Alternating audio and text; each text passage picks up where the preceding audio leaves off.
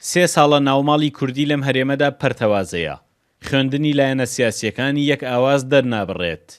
دەسەڵاتی سیاسیش بڕیاری لەسەر ئەنجامدانی ڕێفراندۆم و هەڵبژاردنیش داوە. شارەزانی یاسا و زانستی سیاسی دەڵێن بەڕێوەچوونی هەڵبژاردن لە کاتی خۆیدا پتەوکردنی دیموکراسیە، بەڵام ئەو هەڵبژاردنە ڕێخستنەوەی ناوماڵی گەرەکە. ئەنجامدانی هەڵبژاردن لە کاتی خۆی بەپێی یاسا زۆر گرنگە، چی لەسەر ئاستی نێوخۆیی چی لەسەر ئاستی دەرەوە. ئەگەر بێت و هەڵبژاردن لە کاتی خۆی ئەنجام نەدرێ، کاریگەری خراپی بێ لەسەر سومعەتی هەرێمی کوردستان لە دەرەوە و سەرەڕای خراپبوونی لەسەر ئاستی نێوخۆی. ئەم هەڵبژاردنە ببێتە مایە، ببێتە ئەوەی کە ئەنجامی هەبێت. تەسەوورەکەم لە دوجار ئەم کێشانەی کە ئێستا ئێمە هەن هیچ نەبێت کەمتر بکرێنەوە و چارەسەریش بکرێنەوە. دووبارەیەکەمەوە هەڵبژاردن زەرورێ لە کاتی خۆیان بکرێ.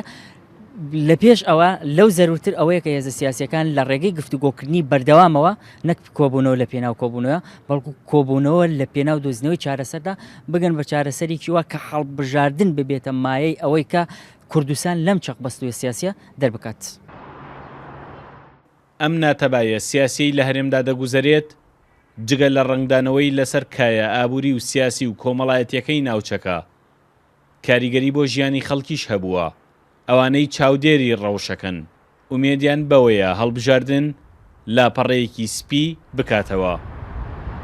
پێش هەڵبژاردنیش ئارامی سیاسی و گەڕانەوەی لایەنەکان بۆ سەرمێزی گفتوگۆ چارەسەری سەرەکیە بۆی هەڵبژاردنێکی پاک و بێگەرد و هەڵبژاردنێک بێت تەنها بۆ ئەوە نەبێ هەڵبژاردن بێ، هەڵبژاردن بێ بۆ ئەوەی هیچ نەبێ لایەنەکان ئاش ببنەوە و دەستەیەکی نوێی سیاسی بێتە کایەکەوە و بڕیار لە چارەنووسی خەڵکی کوردستان بدەن لە ڕێگەی سەرنوخەکانی دەنگدانەوە.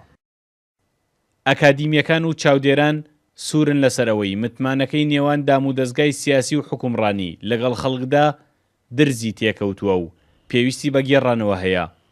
شەقامی کوردستان چاو بۆ ئەوە دەگێڕێت کە هەڵبژاردن لە کاتی خۆی دابێت و پێش ئەوەش لاپەڕەکانی بەستەڵەکی سیاسی و قەیرانی ئابووری ڕەش بکرێنەوە.